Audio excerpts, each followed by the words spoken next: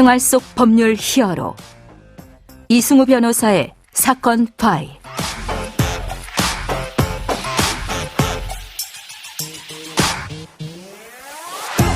안녕하세요. 이승우 변호사입니다. 각종 사건 사고에서 여러분을 구해드리겠습니다.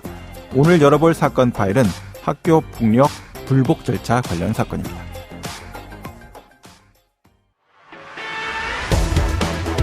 학교마다 처벌의 정도가 다르다 보니 해당 학생과 학부모의 불만이 클 수밖에 없습니다. 그래서 학폭위 조치 결정에 대한 불복 민원 건수는 해마다 늘어나고 있습니다. 사건 파일 오늘 주제는 학교 폭력 처분에 대해서 불복하는 방법입니다. 잘못된 사실 인정, 부당한 처분 적용에 대해서는 반드시 불복을 통해서 이를 시정하는 절차가 필요하겠죠. 이 내용에 대해서 법무법인 법승 안성훈 변호사와 알아보도록 하겠습니다. 안녕하세요, 변호사님. 예, 안녕하세요. 네. 자, 변호사님 오랜 기간 동안 지방자치단체에서 감리, 감찰 이런 담당하는 이제 부서의 책임자로 근무하셨죠? 예, 네, 맞습니다. 행정처분 같은 행정 서비스가 잘 제공되고 있는지 살피는 일을 했습니다. 네. 역시 이제 학교 폭력도 행정처분의 일종이다. 이렇게 볼 수 있겠죠? 예, 맞습니다. 네네. 자, 우리가 이제 한 주간 학교 폭력 주제를 갖고서 계속 이제 시리즈로 이제 진행을 하고 있는데요. 이제 오늘 마지막입니다. 자, 마지막으로 학교 폭력 처분, 야, 이거 부당하다. 이렇게 느꼈을 때 이를 불복하는 방법에 대해서 변호사님이 이제 이야기해 주시는 거죠? 예, 맞습니다. 네. 말씀해 주시죠. 공권력의 작용이 우리의 권리나 의무에 어떤 영향을 줄 때 우리는 행정심판이나 행정소송을 생각하게 됩니다. 네. 학교폭력 사건에 관한 학교폭력 대책심의, 즉 학폭위 결정에 따른 교육장의 처분은 학교폭력 관계자들에 대한 공권력의 작용이고 네. 이것이 학교폭력 가해자뿐만 아니라 피해자의 권리나 의무에 영향을 주기 때문에 학교폭력에 관한 처분에 대해서도 우리는 행정심판이나 행정소송을 제기할 수 있습니다. 네. 2020년 3월 이전에는 학교폭력 예방법에서 별도로 재심 절차를 마련하고 있었는데요. 이제는 행정심판만을 불복 절차로 남겨두고 있습니다. 절차 변경이 크게 있었군요. 예, 맞습니다. 네. 재심이나 행정심판이나 모두 행정청이 스스로 잘못을 시정하는 절차이기 때문에 불필요하게 재심 절차를 별도로 구하지 않고 네. 행정심판으로 불복 수단을 정리하려는 취지로 생각됩니다. 네네.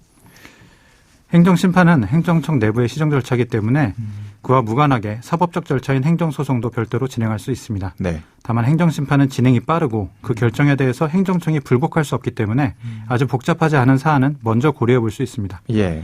하지만 복잡하고 민감한 사건의 경우에는 신속한 행정소송의 진행이 더 나을 수도 있으니까 이런 점 참고해야 되겠습니다. 네네. 행정심판을 진행하거나 소송을 제기한다고 해도 자동으로 처분의 효력이 정지되는 것은 아니기 때문에 어떤 절차를 취하든 잠정적으로 처분의 효력이나 그 집행을 정지하는 신청, 집행정지 신청을 병행할 필요도 있습니다. 그러니까 서면 사과 처분이 나왔는데 서면 사과를 해버리면 소의 이익이 없겠죠? 예, 맞습니다. 네, 그러니까 미리 집행정지 신청을 해야 된다. 네, 이런 그렇습니다. 얘기군요. 자, 결정된 학폭 처분에 대해서 불복한다. 이렇게 하면 일반적으로 떠오르는 거는 이 처분 너무 과한 거 아니야? 이런 이유일 것 같은데 어떻습니까?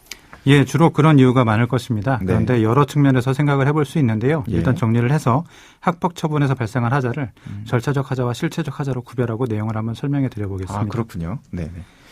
절차적 하자란 형식적 절차적 측면에서 잘못이 발생한 것을 말하는데요. 네. 주로 학폭위의 구성이 문제되는 경우가 많았습니다. 예. 다만 말씀드렸듯이 2020년 3월 이후에 교육지원청에서 학폭위가 개최되면서 학교에서 직접 시행하던 것보다는 훨씬 절차적 하자는 줄었다고 보입니다. 다만 네. 그럼에도 불구하고 발생하는 문제들이 있을 수 있습니다. 꼭 그러면 그 부분은 절차적 하자가 있는지 한번 짚어볼 필요가 있겠군요. 예, 맞습니다. 네네.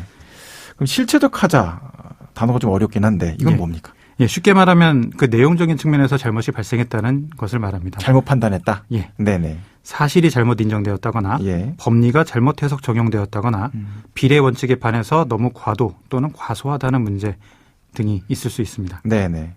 때린 적도 없는 학생에게 폭행 사실을 인정한다든지 학교 폭력이라는 개념에 포함되지 않는 행위를 학교 폭력이라고 단정한다든지 예. 가벼운 폭행에 대해서 전학, 퇴학 같은 강한 조치를 내리거나 예. 심한 성적 비위에 해당한다고 보이는데 단순히 서면 사과만을 요구하는 등의 그런 경우가 예시가 될 수 있겠습니다. 네네.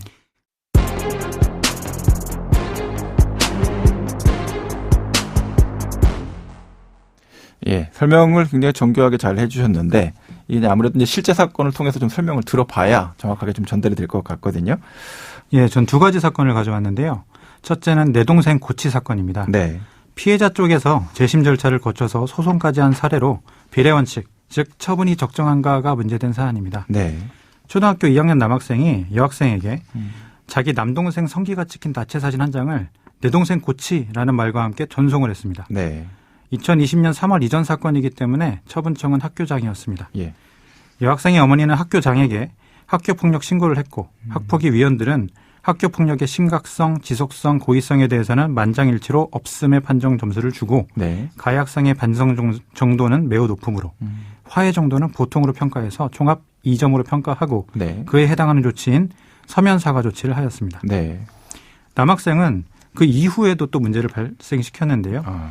피해 학생 번호를 지우고 연락하지 않기로 했었는데 네. 이를 어기고 예. 피해 학생에게 다시 3번이나 전화를 했고 네. 피해 학생은 당연히 받지 않았습니다. 네네. 피해자 어머니는 이를 다시 학교폭력이라고 신고를 했습니다. 네. 학폭위는 학교폭력의 심각성과 지속성은 없으므로 학교폭력의 고의성은 낮으므로 예. 가해 학생의 반성 정도는 높으므로 화해 정도는 낮음으로 평가해 도합 5점으로 평가해서 네. 교내봉사 처분과 그의 병과로 피해 학생에 대한 접촉 및 보복행위 금지 조치 등을 취했습니다. 네. 그런데 피해자 어머니는 더 강한 처분인 제8호에 해당하는 전학 조치를 요구하면서 재심을 청구하였으나 네. 이를 기각당하고 행정소송을 제기한 사건입니다. 네. 법원에서는 학교폭력 예방법 제17조 제1항 단서에 따라서 의무 교육 과정에 있는 가해 학생에 대해서 퇴학 처분은 인정되지 않기 때문에 초등학생에 대한 전학 조치는 가해 학생에 대한 가장 중한 조치에 해당한다. 네. 가해 학생에 대하여 전학 조치를 취하는 것은 다른 조치로 목적 달성이 불가능한 경우에 최후의 수단으로 고려되어야 한다라고 하면서 예. 기존의 처분이 나름의 상당성을 갖고 있다고 하여 피해 학생 어머니의 주장을 받아들이지 않았습니다. 예. 이렇게 확정이 된 거죠? 예, 맞습니다. 네. 자, 이제 피해자 쪽에서는 전학을 보내야 된다. 이렇게 처분이 나와야 된다라고 요구했지만 받아들여지지 않았다라는 건데 이제 두 번째 사건은 어떤 내용이었습니까? 예, 둘째는 사귀던 사이였다 사건입니다. 네. 법리 적용이 문제된 사안인데요. 네. 중학교 2학년이던 가해 학생은 같은 학교 같은 학년의 피해 학생과 페이스북 메시지, 즉 패매를 통해서 사귀기로 했습니다. 네. 그리고 한 번은 놀이터 화장실에서, 한 번은 야외 공연장 화장실에서 성관계를 맺었는데요. 예. 문제는 그 직후 피해 학생의 데이트 요청을 회피하고 연락을 받지 않았다는 것입니다. 네, 네. 피해 학생은 성폭행을 당했다는 취지로 가해 학생을 학교폭력으로 신고했고 네. 학폭위는 성폭력을 인정하여 서면 사과, 피해 학생 접촉 및 보복 금지 그리고 출석 정지 5일 등의 처분을 하였습니다. 네. 그런데 법원은 학교폭력에 해당하는 성폭력이 형벌 규정에 정한 구성 요건에 해당하는 행위로 국한되는 것은 아니라고 하면서도 네, 네. 학교폭력 예방법은 학교폭력을 학교 내외에서 학생을 대상으로 발생한 신체, 정신 또는 재산상의 피해를 수반하는 행위로 정의하고 있어서 예. 피해자에게 일정한 피해가 있어야 학교폭력이라고 할 수 있고 네. 성폭력에 해당하기 위해서는 성적 자기결정권이 침해되어야 하는지 여부를 고려해서 판단해야 하는 점. 예. 그리고 학폭 처분은 생활기록부에 기재돼서 학생에게 장래에 미치는 불이익이 매우 중한 점 등을 고려해야 한다는 점을 들어서 네. 이 사건의 경우에는 성행위가 있었던 당일 저녁에 피해 학생이 커플링과 커플식의 사진과 같은 SNS에 올릴 사진들을 못 찍었다고 아쉬워하는 메시지를 보내는 경우나 예. 계속해서 애정을 표현하는 메시지를 보냈다는 점을 들었고 그리고 성행위 이후에 가해 학생이 단지 연락이 안 됐다고 해서 성적 자기결정권의 침해라고 할 수 없기도 하거니와 예. 피해 학생 또한 성행위와 성적 접촉에 대한 인식을 충분히 하고 있었다는 점을 종합해서 가해 학생의 행위가 성폭행에 해당하지는 않는다고 판단하고 대상 학폭 처분을 취소하는 판결을 하였습니다. 예. 그 사안 관련해서 사귀다 헤어졌을 수는 있는데 또 이제 헤어지는 과정에서 또 2차 피해가 생길 수도 있으니까 이 점에 대한 거는 어린 학생들도 좀 조심을 할 필요가 있다 이런 생각이 좀 듭니다. 그래야 할 것 같습니다. 네. 자, 오늘 학폭 처분에 대한 불복 관련해서 법적으로 이제 이야기를 좀 나눠봤는데 마지막으로 변호사님 법적인 조언을 좀 하나 해주시죠. 예. 학폭 처분은 가해 학생에게나 피해 학생에게나 모두 중요합니다. 네. 그런데 학폭위에서는 그 사안을 깊이 검토하기에 한계가 있을 수 있고요.